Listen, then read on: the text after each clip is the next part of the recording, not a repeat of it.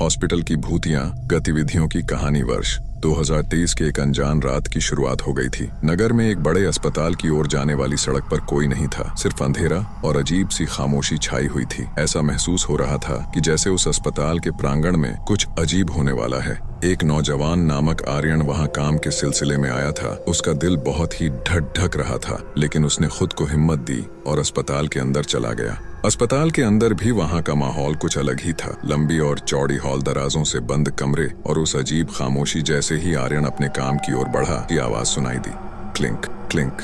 आर्यन ने ध्यान दिया और देखा कि वह आवाज एक पुरानी कैफेटेरिया की ओर से आ रही है। वह अगले मोमेंट महसूस किया कि कोई उसकी पीछे से चल रहा है। उसने फिर उस ओर मुड़ा तो उसने कुछ देखा जो उसे ठंड से बूझने का आभास हुआ। वहां एक लड़का था, उसके आंखों में उदासी और भय दोनों थे।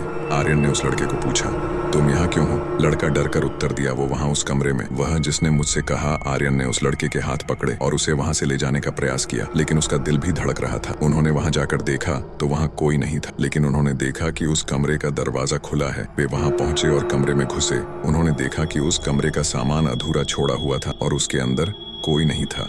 आर्यन ने सोचा कि शायद वह लड़का गलती से कुछ देख रहा था, लेकिन जब वे वापस लौटने की ओर मुड़े तो उन्होंने देखा कि वह लड़का भी गायब हो गया था। उस अस्पताल में हर कोने से डरावनी आवाजें आने लगी। आर्यन ने एक विच